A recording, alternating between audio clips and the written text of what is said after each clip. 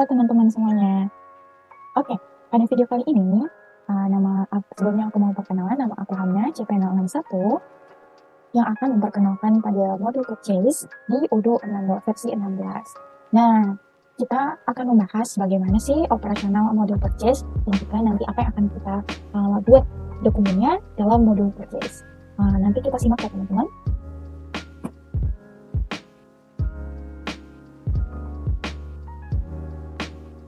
Oke, inilah pembahasan yang kita lakukan pada video kali ini.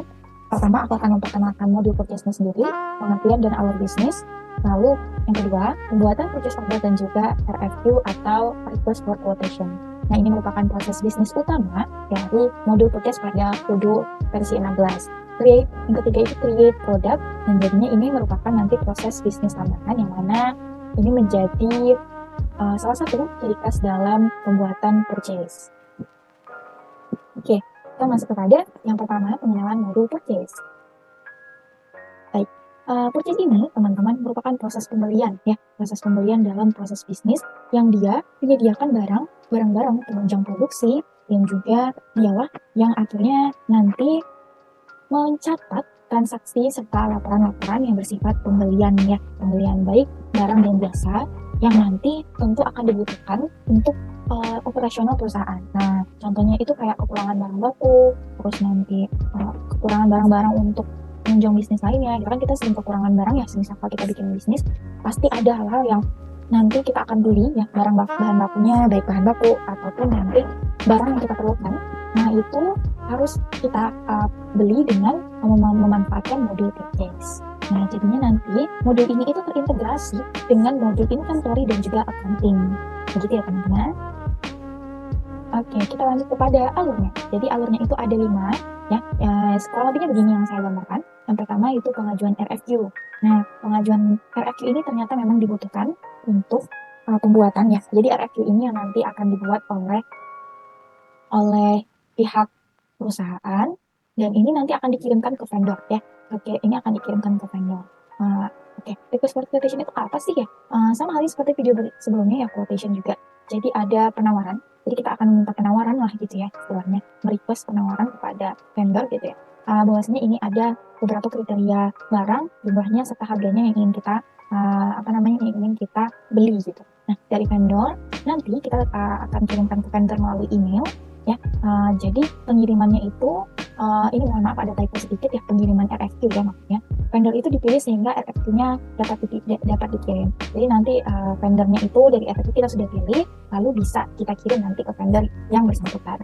Lalu pengajuan purchase order. Nah, nanti jika RFQ kita sudah disetujui sama vendor atau nanti ada perubahan tertentu signifikan, kalau jika ada perubahan nanti kembali lagi ke kita, dikirim via email ya, ataupun via lainnya.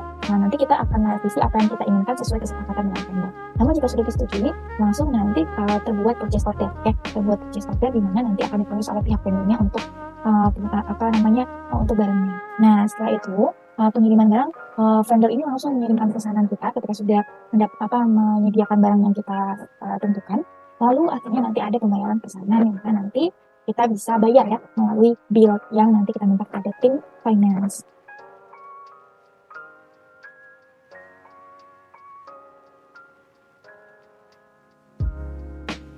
Oke, yang kita masuk sekarang yang kedua yaitu pembuatan dokumen RFQ dan purchase order.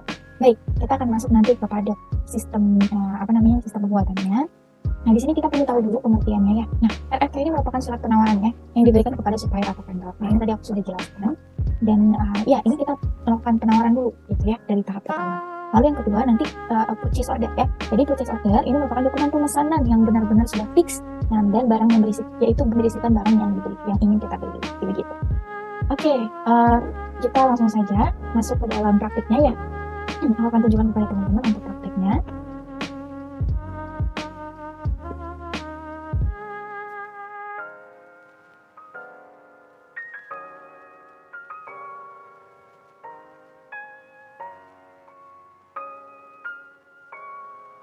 Oke, ini kita tinggal tunggu sebentar saja karena ini ada. Oke, baik, ini kita sudah berada pada halaman Odoo-nya setelah di login nanti ya. Jadi teman-teman login dulu, setelah itu masukkan sebelumnya database-nya dulu ya, database mana yang dipilih, lalu login, lalu kita buat di sini ada aplikasinya ya, ada dashboardnya. Kita pilih pro purchase ya di sini ya. Nah, ini ada purchase ya, langsung kita pilih purchase. Nah, ini dia sudah membuka purchase. Di halaman depan sudah terlihat request for quotation ya. Dan namun di bawah-bawahnya kita sudah bisa lihat ya teman-teman, ada transaksi-transaksi yang sudah dilakukan ya, sudah dilakukan. Dan ada pun yang masih berbentuk draft ya, masih berbentuk RF itu masih ada. Dan ada pula yang sudah berstatus cancel gitu ya. Jadi ada banyak statusnya di sini, dan ini tergantung kepada nanti proses bisnisnya yang diminta. Kita bisa buat aja yang baru ya jika kita ingin buat. Aku coba ya, klik new aja di atas ya untuk membuat RFQ yang baru.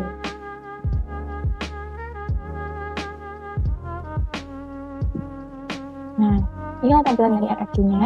Di sini kita ada beberapa pilihan yang harus kita lakukan ya untuk request for quotation. Yang mana yang pertama ini vendornya. Jadi untuk vendor itu kita harus tahu vendor mana yang ingin kita requestnya itu. Nah, di sini ada banyak ya teman-teman ya. Aku pilih salah satu aja, yaitu ini ya. Aku pilih ini Azure. Nah, terus selanjutnya adalah kita lanjut ke vendor reference. Di sini tidak wajib diisi ya teman-teman ya, jadi nggak apa-apa kalau nggak diisi. Lalu untuk purchase agreement ya, ini sebenarnya opsional aja ya untuk purchase agreement. Kita lanjut ke currency. Currency-nya di sini teman-teman bisa pilih ya, currency apa yang ingin dipakai. Semisal nanti vendornya dari luar negeri, kita pakai euro juga boleh, kita pakai US dollar juga boleh. Sini aku pakai IDR aja. Lalu order deadline-nya itu kita ambil waktu yang mungkin sehari aja gitu ya, sehari setelah kita memesan, biasanya seperti itu. Lalu expected arrival barangnya itu kita buat aja di hari tanggal 15 tuh, tanggal 15 ini aja apa-apa. Nah, jadi kita kan masih anggap saja perusahaannya di dekat kita gitu ya. Tapi kalau misalnya teman-teman boleh expected arrivalnya juga kayak teman-teman bisa kasih 2 hari setelah itu nggak apa-apa. Terus dari itu di sini adalah ya research ya, kita udah otomatis bikin ini.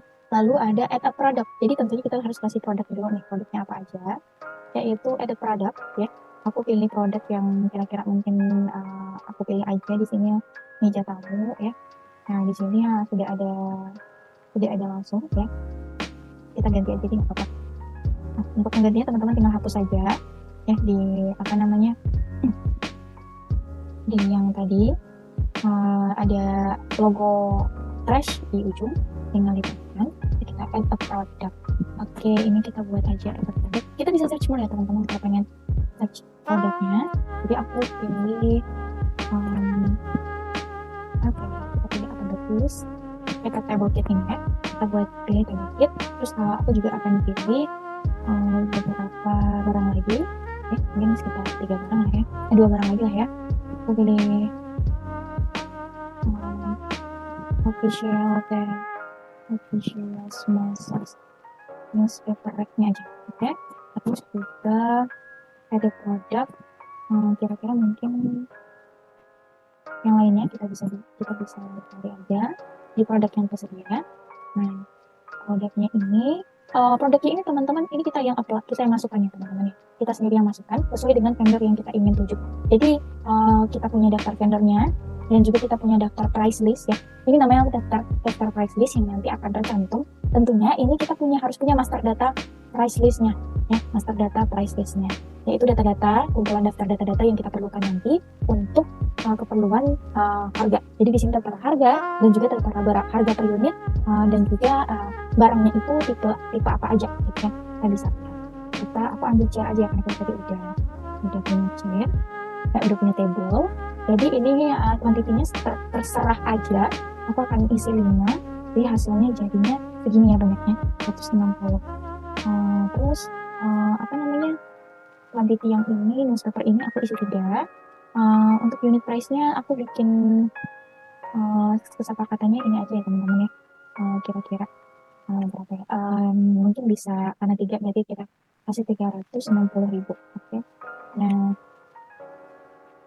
oke, udah dapat. Terus yang ini chairnya dapat 1 unit, kita beli berapa ya, kita beli 4 ya. Oke,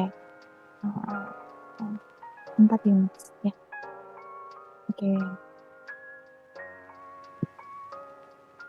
ini nih price-nya 800.000, terus wah mahal kursi ya daripada meja. Oke, ini kita bisa atur ya. Ini kita kalau dapat diskon. Ini kalau dapat pajak ya. Di sini aku anggap aja kita dapat pajak 10%. Terus kita dapat pajak 10% juga ya. Dapat pajak juga 10% juga ya. Oke, teksnya sekitar segini ya teman-teman ya. Jadi kita bayarnya sekitar segini. Nah ini total belanjaan kita. Totalnya semua di sini. Nah setelah sudah ini semua ya, misalnya sudah ini semua, kita print RFQ-nya ya. Kita print RFQ-nya. Oke, kita udah ke download ya RFQ-nya. Ini seperti file biasa. Nah, RFQ ini nanti seperti file yang akan kita kirimkan ke tim akunting ya, khususnya.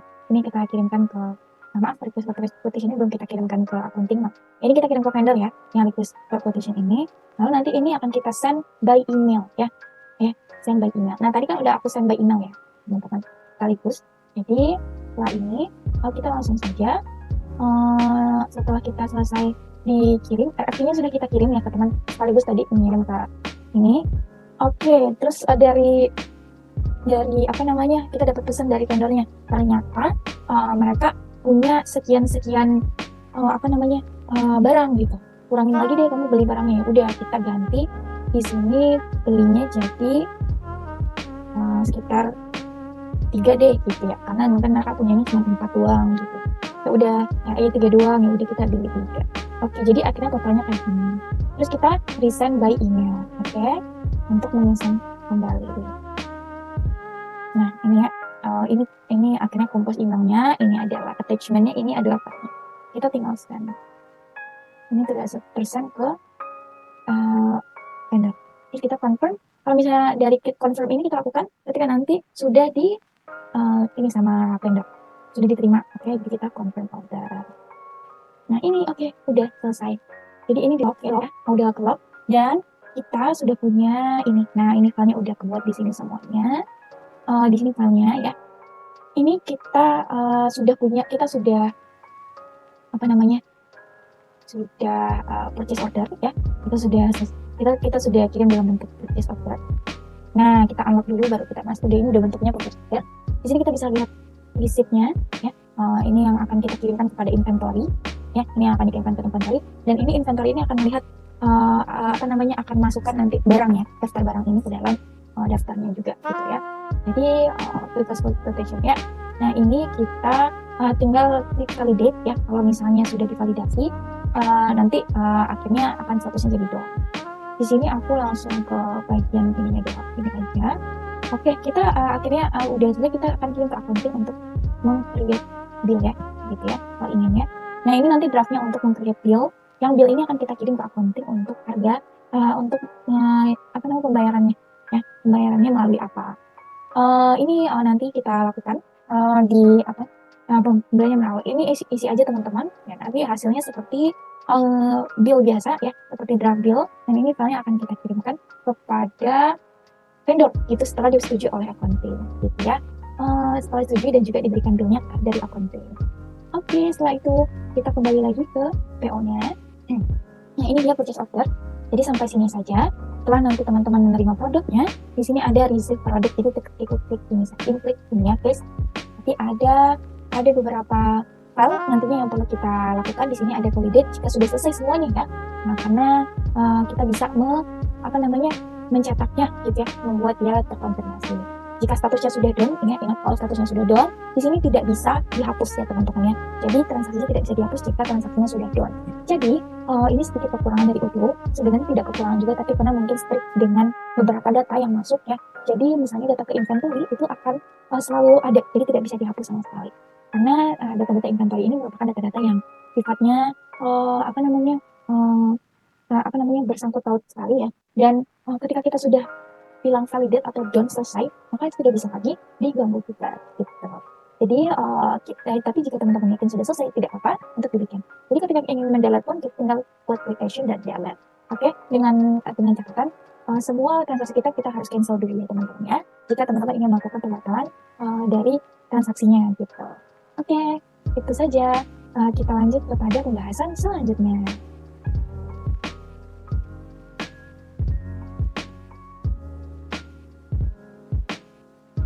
Oke, baik, kita masuk kepada yang terakhir, yaitu create product, yang mana ini menjadi proses bisnis tambahan dari video kali ini. Kita langsung saja ke praktik di UDU. Tapi sebelum itu aku kenalkan dulu teman-temannya, apa sih itu create product ya dalam UDU 16.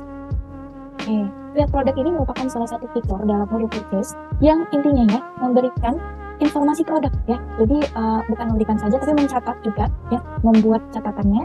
Jadi nanti master data produknya kita kumpulkan ya. Jadi yang penting itu adalah master data. Jadi master data itu adalah daftar atau nanti kumpulan dari semua daftar yang berisikan tentang informasi produk yang dibutuhkan, dan ini telah disediakan oleh vendor. Jadi kita juga harus tahu nih dari vendornya ini barang yang mereka jual atau tidak gitu. Jadi kalau misalnya kita sudah fix dan kita akan buat melalui master data, lalu kita buat create product. Create product ini kita bisa langsung lihat aja praktiknya ke Odoo. Oke.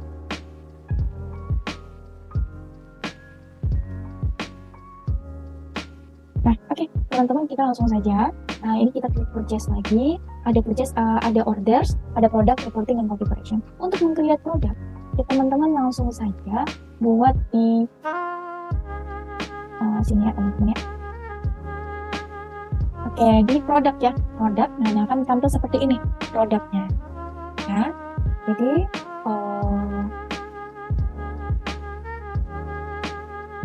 ini kita punya produknya. Dan ini bisa kita masukkan price listnya ya teman-teman, maksudnya harganya gitu ya. Terus di sini produk-produknya ini yang bisa dibeli gitu ya, ini yang bisa kita beli. Namun ada juga yang bisa kita jual, oke? Yang kita bisa jual tergantung filternya saja. Nih can be bisa saja terjual ya, can be sold ya. Oke. Sebelum itu kita harus lihat dulu ya caranya untuk menambahkan create produk itu adalah kita klik new. Nah, akan terlihat seperti ini ya. Kita akan terlihat seperti ini. Nah, produk name-nya itu kita bisa lihat ya. Produk name-nya itu kita bisa lihat di sini. Kita ingin masukkan bahan baku seperti apa atau barang seperti apa yang ingin kita masukkan. Aku akan apply sebuah produknya itu, contohnya adalah lampu belajar ya. Lampu belajar hitam tipe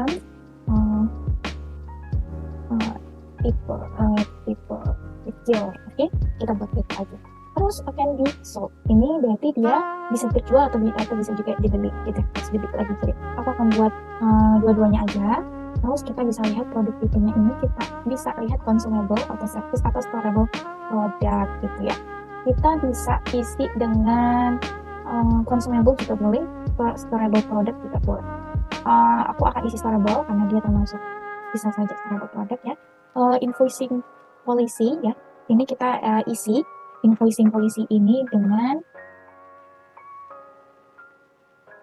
ini kita isi saja dengan order quantities ya. Ini yang sifatnya opsional ya teman-teman ya. Ini mau ditambahkan atau tidak. Unit of measure-nya juga ini sifatnya SQROOM. Ini adalah purchase unit of measure. Unit of measure ya, unit of measure ini merupakan atur satuan produk ya. Jadi pada kolom ini, jadi memungkinkan juga bagi user untuk menjual produknya itu dengan multi unit of measure gitu, sama masih nanti di kategori yang sama. Kita ininya unit aja ya, units ya. Purchase UM-nya ini juga merupakan satuan produk tersebut pada kolom, namun masih memungkinkan bagi user juga untuk membeli produk ini. Oke. Ini units, kita isi unit aja ya teman-teman yang namanya units. Lalu sales price-nya itu kita harga jual dasar yang berlaku pada produk itu gitu teman-teman, harga jual dasarnya gitu ya. Lalu biasanya harga jual dasar ini menjadi acuan juga untuk kita mau mengatur price list-nya. Jadi harga sales-nya ini berarti anggap saja ya ini adalah sekitar 100 ya.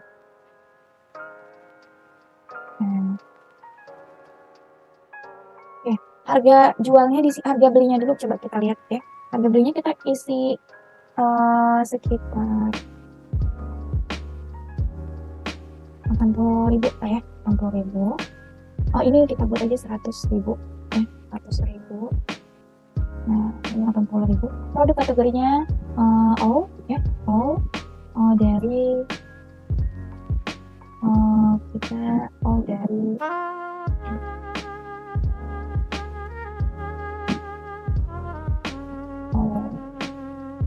karena dia all juga ya, jadi kita buatnya ke all.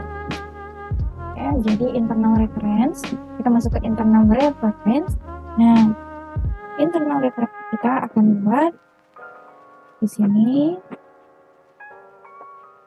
kira-kira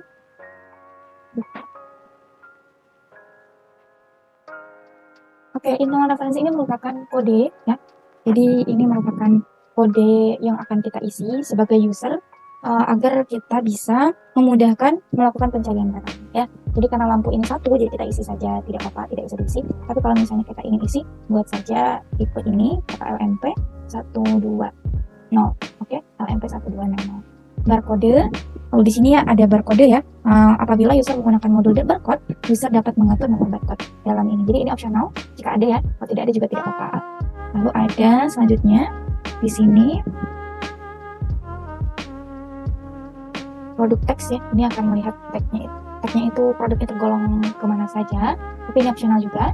Company ini adalah company yang kita company kita sendiri gitu ya. Nah, company ini merupakan company ini merupakan multi company. Jadi kalau misalnya dijual produk ini tuh sebenarnya bisa nggak dijual oleh produk lain, oleh company lain gitu, perusahaan lain selain PT ini, PT yang untuk menyediakan ini bisa ya. Jadi kita bisa langsung saja membuatnya jika ada ya. Oke, nggak usah isi aja. Nah, aku juga nggak mau isi. Ya kita isinya dia tidak termasuk multi company saja ya teman-teman ya. Oke, kalau kita sudah selesai maka kita langsung manually. Oke, maka sudah terbuat lampu belajar tipe kecil. Tapi sebelum itu kita harus lihat di sini ada order pada produknya. Apakah sudah ada lampu ini? Kita lihat ya. Kita cari lampu ya teman-teman ya, biar cepet karena banyak banget ini datanya. Oke, ada ya. Jadi harganya di sini 100, costnya 80. Kita udah punya ini ya, berarti produknya. Nah, kita sudah selesai meng-create produk. Jadi mudah kan ya teman-teman ya. Jadi kita bisa ikut menambahkan produk pada Udo 16. Oke, segitu aja dari aku. Terima kasih untuk teman-teman yang sudah menonton. Mohon maaf jika ada kekurangan dalam video ini. Aku akhiri dan sampai jumpa di video selanjutnya. Dadah!